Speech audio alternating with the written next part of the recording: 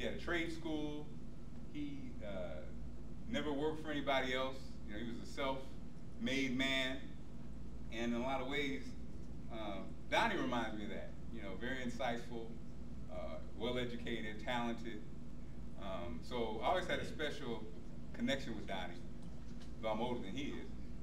I felt, you know, that special connection. Now, BMORENEWS.com, when I got here in 1999, I think I met Donnie. And, you know, it's amazing how technology has taken off. So back then, when Donnie would talk to you and pull that damn camera out, no matter where you are, in front of the president, in front of whoever, and say, hey man, da-da-da-da-da-da, right? It was odd, it seemed unprofessional, it seemed like, you know, bootleg, but then cut to 2012, and that's what everybody does. TV stations do it now. They call it, what do you call it, Donnie? When you actually, you write the story, they call it one-man band. They call it one-man band.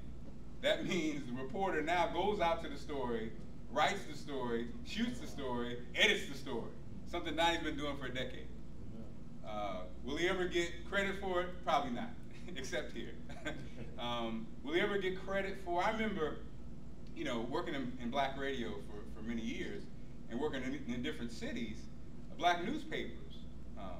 I would have conversations with black newspapers about how important it is to have a website, because again, I always had this affinity for newspapers because my grandfather had a newspaper, and they were always slow, man. They were, what, now you know how it's slow. Even to this day, there's some black newspapers that the website's whack, whatever. Then you think about a Donnie, who was delivering news as it happened daily, you know, again, ahead of his time.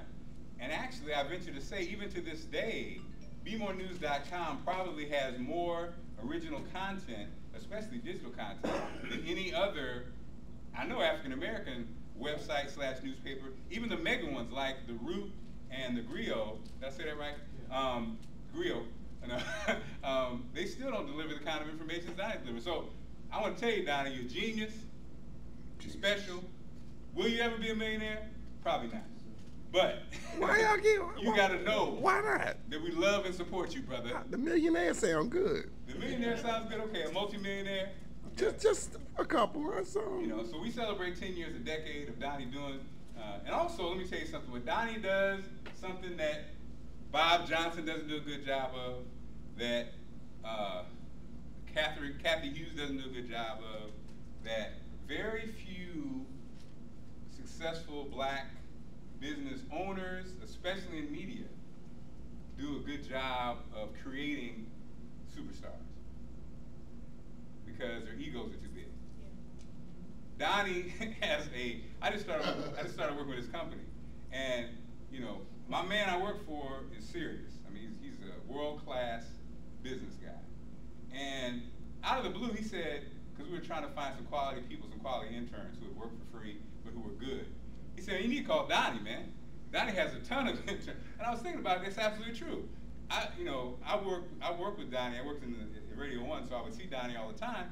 And he got like 10 or 12 people who are in the field who got their start as intern for Donnie. And, you know, that says a lot. You know, he finding these quality people who are willing to work for free and learn and be associated with this brother. And all he asked for was them to put it down, do a good job, and pass the ball. And pass the ball. And so again, I applaud you for that, Donnie, because again, at the very top, I said that comment because Tavis Smiley said that. I mean, people basically say at the end of the day, they've worked for these big companies, big black-owned companies, that the ownership has an issue with that. Once you get to the point where you're going to be that superstar, they chop you off.